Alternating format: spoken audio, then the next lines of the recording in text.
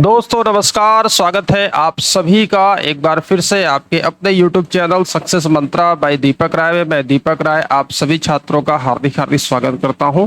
और आज के इस वीडियो में हम देखने वाले हैं यूपीपीएससी आरओ के मेंस एग्जाम में लेटर राइटिंग से लेटर ड्राफ्टिंग से किस प्रकार के प्रश्न पूछे जाते हैं। क्योंकि आप सभी को पता है कि केवल प्री क्लियर करने से काम नहीं बनने वाला, आपको परीक्षा के हर चरण को पास करना है, प्री प्लस मेंस, जिसमें कि हिंदी अगर देखें जीएस का सेक्शन यहीं से आपकी मेरिट भी बनती है।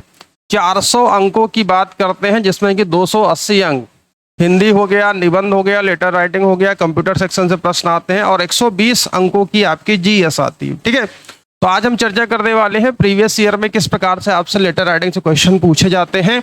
और यहाँ पर हम आपको कुछ प्रारूप भी दिखाएंगे कि क्या होता है, कैसे इसको लिखा जाता है। वीडियो को ध्यान से देखिएगा, बहुत इंपॉर्टेंट वीडियो है। और चलिए क्लास की शुरुआत करते हैं और स्टार्ट करते हैं इस वीडियो को।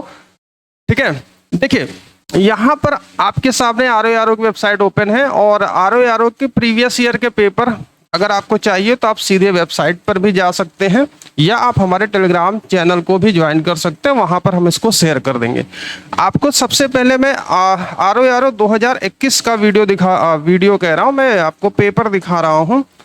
मेंस का पेपर है, देखिए ये समान हिंदी और आलेखन का पेपर है। ठीक है, ध्यान पूर्वक देखिएगा। समान हिंदी एवं आलेखन विशेष अनुदेश है, 2.5 घंटे का पेपर होता है और 100 अंक आपके अधिकतम इसमें होते हैं। और इसमें आपके पत्र लेखन प्रारूप से संबंधित देखिए किस तरीके से प्रश्न पूछे जाते हैं। और एक चीज और यहाँ ध्यान रखिएगा, यहाँ पर सभी प्रश्न अनिवार्य हैं, कुछ भी आपको विकल्प नहीं दिया गया है कि आपको ये छोड़ना है वो करना है, क्योंकि ये मेंस का पेपर है। मैं इसीलिए कहता हूँ बार बार कि आपको प्री के साथ साथ मेंस की तैयारी भी, क्योंकि केवल प्री क्लियर करने से कुछ नहीं होने वाला है। हालांकि प्री ही पहली सीढ़ी है, बिना प्री क्लियर करे आप मेंस को नहीं जाओगे, लेकिन जब तक आप इसके पूरे पैटर्न को नहीं समझेंगे तो आप इस एग्जाम में ओवरऑल कैसे अच्छा परफॉर्म कर पाओगे, ये कहने का मतलब है। तो देखो प्रत्येक प्रश्न के निर्धारित आपके अंक हैं। अब जैसे अवतरण को ध्यान से पढ़कर संबंध प्रश्नों को उत्तर दीजिए, ये गद्यांश हो गया। ठीक है, आपका गद्यांश है। अब 3 नंबर है, 3 नंबर, 6 नंबर, आपका 12 नंबर। ठीक, इसके बाद आप देखेंगे यहाँ पर आपका दिया है सरकारी पत्र है। सरकारी कामकाजों के लिए जो पत्र होता है सरकारी पत्र होता है, इसका टेबुलेशन फॉर्म है। आज मैं टेबुलर फॉर्म नहीं बताऊंगा, इसके अगली वीडियो में बताऊंगा टेबुलर फॉर्म कैसे लिखते हैं। आज मैं आपको ये जो प्रश्न 3 प्रश्न पूछे गए थे, 8 यहाँ पर आप देख सकते हैं अंकों के हैं। पहला प्रश्न पूछा गया था अर्थशास्त्री पत्र का अर्थ स्पष्ट करते हुए उसका लिखित प्रारूप प्रस्तुत कीजिए। यानी कि यहाँ पर आपको क्या करना है, अर्थशास्त्री पत्र की परिभाषा लिखना है। अर्थशास्त्री पत्र क्या होता है, अर्थशास्त्री पत्र किसके किसके बीच में लिखा जाता है, क्यों लिखा जाता है। एक तो शासकीय पत्र होता है और अर्थशास्त्रीय पत्र होता है। सरकारी पत्र या शासकीय पत्र जो सरकारी कामकाजों में प्रयोग होते हैं, है ना, एक विभाग से दूसरे विभाग के। लेकिन ये अर्ध सरकारी क्या हो गया भाई, आधा सरकारी कैसे होता है, इसके बारे में हम डिटेल बात करेंगे। कार्यालय आदेश किसे कहते हैं, अब प्रारूप पत्र लेखन के कई होते हैं, उसी में से एक कार्यालय आदेश भी आपका है। इसका एक उदाहरण प्रस्तुत कीजिए। तो आप जानिए कि आपको डिटेल्स में लिखने हैं। ठीक है, विस्तृत विवरण लिखना है हिंदी में। जीएस का तो ऑब्जेक्टिव आएगा, लेकिन हिंदी का जो पेपर आप देख रहे हो ये वाला पेपर में आपको डिटेल में लिखना है। और इसके लिए आपको जब नॉलेज होगी तब आप लिख सकते हैं। और अलग अलग अंक भी हैं, 8 अंक इसके हैं। ठीक है, और विज्ञप्ति का आशय इसका एक उदाहरण लिखिए। ठीक है, 8 त्रिक 24, कुल 24 अंक का आप देख सकते हैं यहाँ पर है। फिर इसके बाद अंग्रेजी शब्दों के हिंदी रूप लिखिए, ये सारी चीजें हैं। इसके लिए आपके देख सकते हैं यहाँ पर ये नंबर डिसाइड। ठीक, तो चलिए पहला चीज देखते हैं, अर्थशास्त्री पत्र होता क्या है। ठीक है, अर्थशास्त्री पत्र होता क्या है, इसकी परिभाषा को समझते हैं। समझिए, देखिए एक तो शासकीय पत्र होता है, एक होता है अर्थशास्त्री पत्र। अब आपने पत्र लेखन, जब मैंने आपको वीडियो और एग्जाम में पत्र लेखन पढ़ाया था तो उसमें एमसीक्यू क्वेश्चन थे, लेकिन हमने डिटेल में भी बताया था कि शासकीय पत्र क्या होता है। एक जो सरकारी कामकाजों में जो पत्र लिखे जाते हैं एक विभाग से दूसरे विभाग के, और उसको शासकीय पत्र कहते हैं। इसमें व्यक्तिगत कोई नाम पता विवरण नहीं लिखा जाता, पदनाम लिखा जाता, यानी कि वह औपचारिक पत्र होते हैं।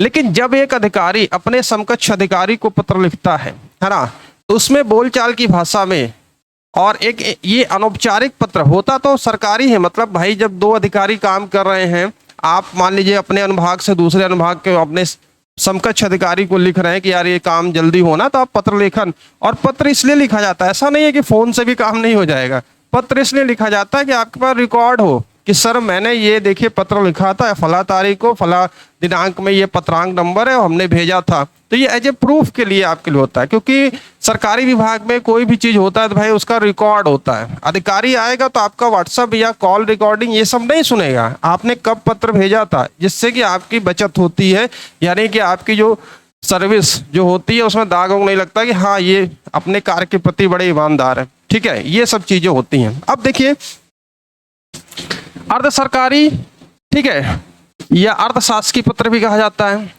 यह पत्र सरकारी पत्र का ही एक उपभेद है, यानी कि इसी का क्या है, एक प्रारूप है, उपभेद है सब क्लॉज। यह भी सरकार के कामकाज में प्रयोग किया जाता है। इतना अवश्य है कि इनका प्रयोग कम किया जाता है। जिस प्रकार से सरकारी पत्र ज़्यादा होते हैं, हर रोज लिखे जाते हैं, लेकिन कभी कभार जब विशेष कार्य पड़ता है, कोई कार्य जल्दी कराना होता है, मान लीजिए एक जिले के डीएम दूसरे जिले को डीएम महोदय को लिख रहे हैं, है ना, इस तरीके से चीजें हो रही हैं, तो जल्दी वो कार्य के लिए यहाँ पर है, तो इनका प्रयोग कम किया जाता है, या अनौपचारिक होते हैं। तो अब देखिए औपचारिक पत्र और अनौपचारिक पत्र होता क्या है। औपचारिक पत्र सरकारी कामकाजों में, इसमें रिश्तेदार नातेदार पदनाम ये सब नाम उम नहीं लिखा जाता, पदनाम लिखा जाता, व्यक्तिगत तौर पर कोई इसका उल्लेख नहीं होता। और अनौपचारिक पत्र होते हैं, जैसे हम अपने बड़ों को, रिश्तेदार नातेदार को जो पत्र लिखते हैं उसमें अनौपचारिक पत्र लिखते हैं। ठीक है, इसमें व्यक्तिगत पहचान और निकटता की भी झलक होती है। यानी कि मैंने कहा ना कि जैसे कि सरकारी पत्र लिखा जाएगा, अभी मैं सरकारी पत्र का भी प्रारूप दिखाऊंगा। ये डिफिनीशन याद कर लो भैया, देखो डिफिनीशन है, ठीक है। और आप हमारे निःशुल्क टेलीग्राम पे जुड़ सकते हो, जहां पर हम आपको गाइडेंस देते रहते हैं, और हमारा बैच भी आप एक्सेस कर सकते हैं मात्र 499 में, प्री प्लस मेंस। इसीलिए मैं कह रहा हूं कि आपको केवल प्री पास नहीं करना है, मेंस भी पास करना। और मेंस में हम आपको 280 अंकों की कंप्लीट तैयारी करा रहे हैं हमारे इस बैच में। प्री का 60 प्रश्न है, और मेंस में पत्र लेखन, निबंध, कंप्यूटर का जो सेक्शन है, डिटेल में जो चीजें हैं, गद्यांश हो गया, ये सब हम आपको करा रहे हैं। अगर आप इच्छुक हैं आप ले सकते हैं, लिमिटेड पीरियड ऑफर है, मात्र 499 रुपए में हमारा ये बैच ऑनलाइन है। लाइव क्लासेस चल रही हैं, पीडीएफ भी आपको मिलेगी, नोट्स है, मॉक टेस्ट भी आपको टेस्ट सीरीज के तौर पर दी जा रही है, और साल भर के पिछले करंट अफेयर्स भी हम आपको इसमें दे रहे हैं। सारी जानकारी वीडियो डिस्क्रिप्शन बॉक्स में, या आप हमें व्हाट्सअप कर सकते हैं, हमारा व्हाट्सअप नंबर आपके स्क्रीन पर चल रहा है। ठीक है, चलिए अब यहाँ पर देखिए परिभाषा समझिए पहले। ठीक, ये आपको लिखना पड़ेगा कि अर्ध सरकारी पत्र क्या होता है, ऑप्शनल वाला तो है नहीं। अब देखिए इसका इनका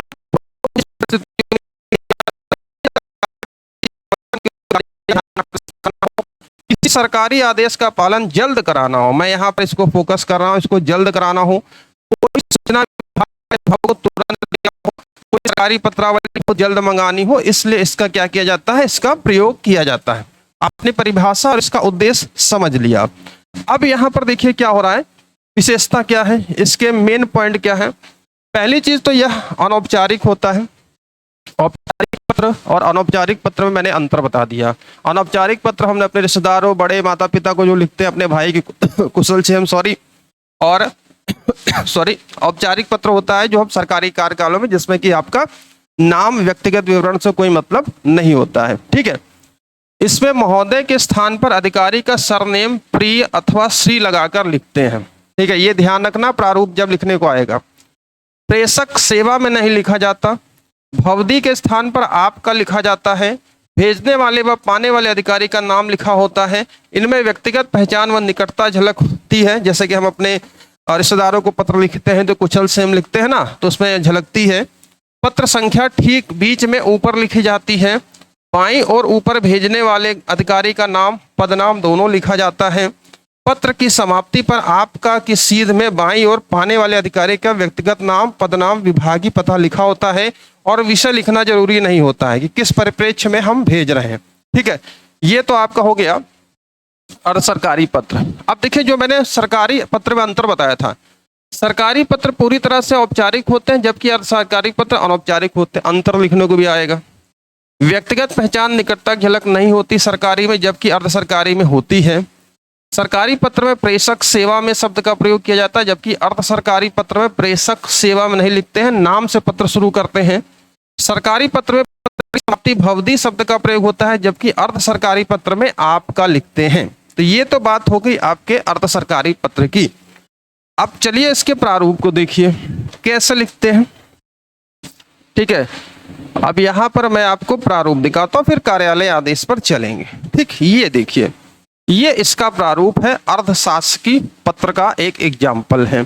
सबसे पहले देखिए यहाँ पर अर्धशासकीय पत्र संख्या फला ये लिखा जाता है, शिक्षा विभाग यहाँ पर ये लिखा हुआ है, यहाँ पर नाम लिखा जाता है, कहा गया ना, नाम से संबोधित किया जाता है, क ख ग सचिव शिक्षा विभाग। ठीक है, अब देखिए पहली चीज तो जो चीज वहां पर मेंशन थी, यहाँ पर प्रिय लिखा जाता है ना, प्रिय। अब सरनेम लिखा गया है तिवारी जी, तो एक झलक निकलती है ना आपसी संबंध की, कि हाँ अधिकारी और इनमें एक आपसी संबंध झलक दिख रही है। प्रिय तिवारी जी, अगर आप किसी मित्र को लिखेंगे प्रिय मित्र सुरेश कैसे हो, तो एक अपनापन झलकता है। कृपया श्री आबस लेखाधिकारी के संबंध में भेजे गए अपने पत्र संख्या दिनांक का अवलोकन करें। आपकी संस्तुति के आधार पर मैं यह सूचित करना चाहूंगा कि श्री आबस को दिनांक तक सेवा में रहने दिया जाए। ठीक है, यानी कि जो मैंने परिभाषा आपको बताई ये सारी चीजें हैं। तो आवश्यक की आपको एक चीज और ध्यान रखना है, आपको लेटर राइटिंग जब आप मेंस में करोगे नाम ओम नहीं लिखना है। जैसे कि यहाँ पर सरनेम तो लिखा है प्रिय तिवारी जी, इस तरीके से यहाँ पर काखा गाघा का प्रयोग करना है। ठीक है, इस बात को ध्यान रखिएगा। ठीक है, और यहाँ पर देखिए छ दिनांक ये लिखा हुआ है, निदेशक और आपका, भवदी की जगह यहाँ पर क्या लिखा जाता है, यहाँ पर आपका लिखा जाता है। समझ गए, ये हो गया अर्धशासकीय पत्र। अब यहीं पर अगर आप देखोगे शासकीय पत्र कैसे लिखा जाता है, सरकारी पत्र, तो सरकारी पत्र में देखिए ये है, सरकारी पत्र में क्या होता है, प्रेषक होता है, यहाँ पर पत्रांक होता है, यहाँ पर सेवा में होता है और प्रेषक। ठीक है, वहां पर नहीं लिखा जाता, वहां पर प्री से संबोधित किया जाता है। फिर यहाँ पर विषय भी लिखा जाता है, किस विषय में भेजा जा रहा है, वहां पर विषय नहीं लिखा जाता। फिर महोदय से संबोधित किया जाता है। ठीक है, प्रतिलिपि होती है भवदी, और वहां पर क्या लिखा गया था, आपका। ठीक है, तो ये औपचारिक पत्र है, और अर्धशासकीय पत्र क्या होता है, अनौपचारिक पत्र होता है। ठीक है भैया, समझ गए। और एक चीज और बता दूं, अगर आप तैयारी करना चाहते हैं, हमारा निःशुल्क टेलीग्राम ग्रुप है और इसमें बच्चे जुड़े हुए हैं, आप भी ऐड हो सकते हो, गाइडेंस ले सकते हो, और थोड़ी बहुत फीस पर, नाम मात्र फीस पर आपको क्वालिटी कंटेंट हम आपको अपने चैनल पर दे रहे हैं। ठीक है, चलिए अर्धशासकीय पत्र क्लियर हो गया। अब चलते हैं कार्यालय आदेश।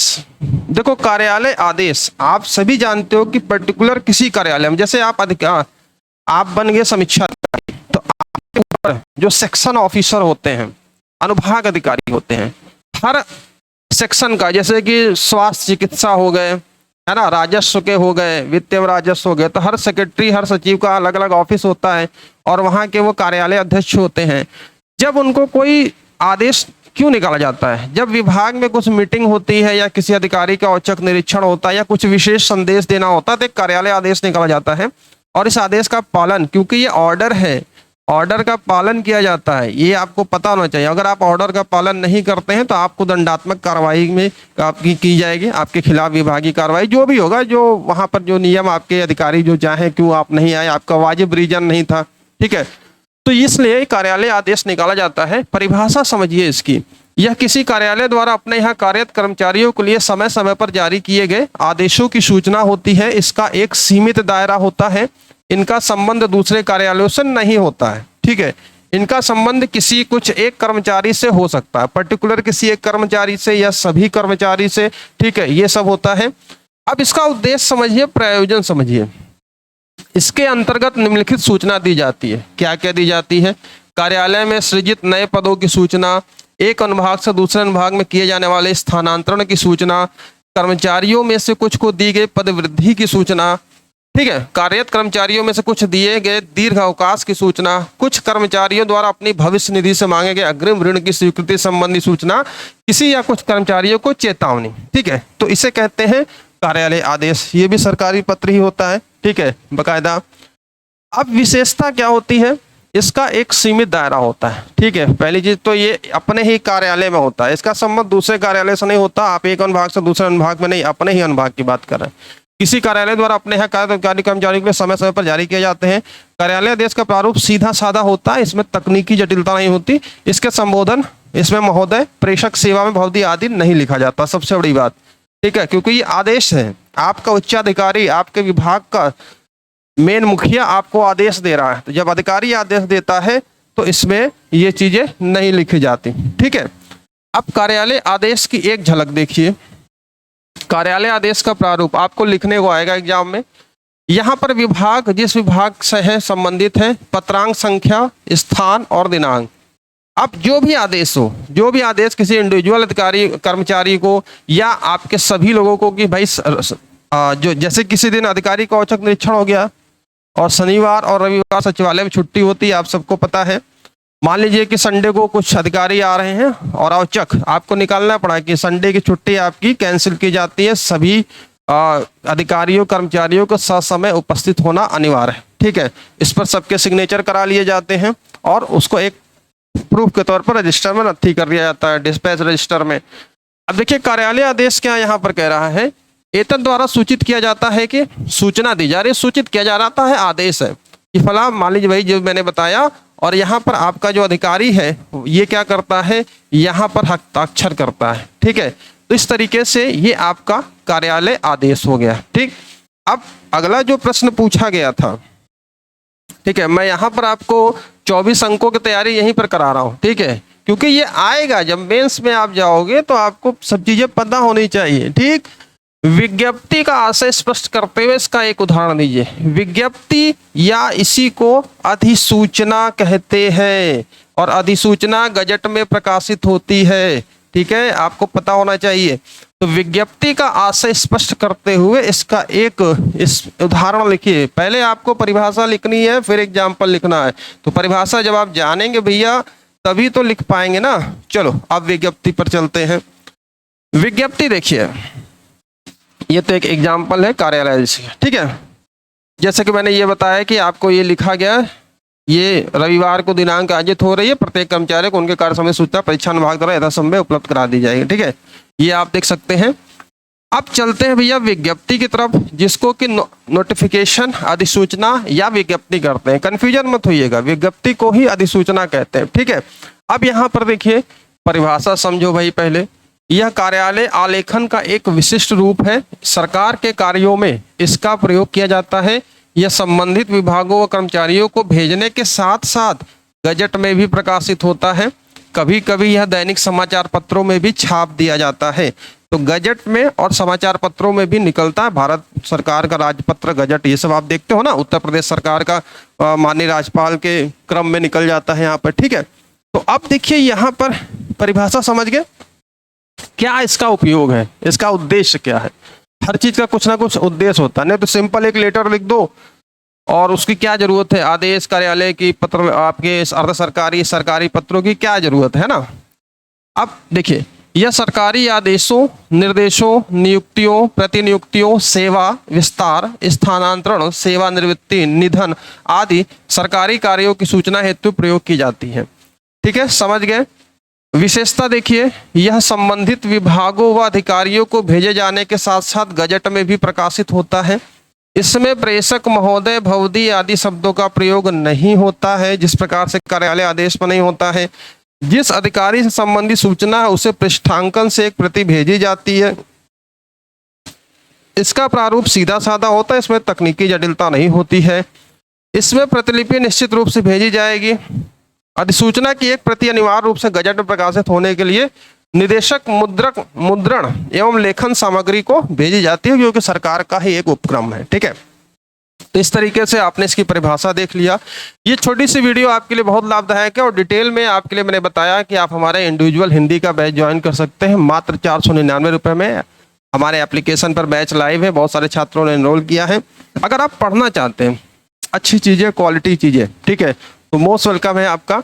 अब देखिए, अधिसूचना में विभाग होता है, संख्या, पत्र संख्या, स्थान हो गया, दिनांक हो गया। ठीक है, इसके साथ में आप देख रहे हो अधिसूचना जो कहनी होती है, जो बात कहनी जाती है, फिर जिस अधिकारी के तरफ से ये अधिसूचना, ठीक है, अब पृष्ठांकन संख्या व दिनांक उपरोक्त है, आपको ये भी नीचे लिखना है, ठीक है, ये ध्यान रखिएगा। एक्स्ट्रा में आप किसको प्रतिलिपि भेज रहे हो, पृष्ठांकन, ठीक है, प्रतिलिपि कहाँ कहाँ आप इसको प्रतिलिपि का मतलब ये होता है कि उस लेटर की प्रति आप अपने अधिकारियों, उच्च अधिकारियों को भेज रहे हैं। जैसे कि मान लीजिए कि किसी जिले के CDO साहब ने एक सभी BDOs को, है ना, ब्लॉक डेवलपमेंट ऑफिसर और DDO PD की बैठक बुलाई और उसमें उसकी प्रतिलिपि DM साहब को भेज दिया, ठीक है, और उसकी प्रतिलिपि सचिवालय ग्राम पंचायत वहां पर भेज दिया लखनऊ में कि हमने ये कार्रवाई किया है, ठीक है। तो ये सारी चीजें होती हैं। तो यहाँ पर आपको इस तरीके से दोस्तों लिखना है।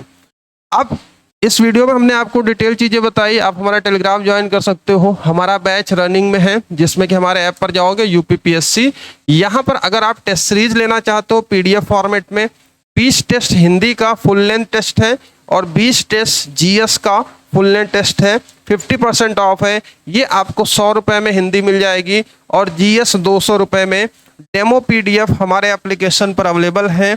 जैसे ही आप हमारा ऐप डाउनलोड करेंगे, अपनी डिटेल भरेंगे, यहाँ पर आप जाइए, व्यू ये देखेंगे। सबसे बड़ी खासियत ये है कि आप इसको अपने मोबाइल फ़ोन, लैपटॉप, PC दोनों जगह एक्सेस कर सकते हैं। केवल मोबाइल ही नहीं, आप लैपटॉप PC में भी कहीं से भी उसी ID पासवर्ड से इसको एक्सेस कर सकते हैं, ठीक है। ये रही हमारी जो GS की टेस्ट सीरीज है, ठीक है, PDF फॉर्मेट में डिटेल एनालिसिस आपको दिया गया है, आप इसको एक्सेस कर सकते हैं, ठीक है।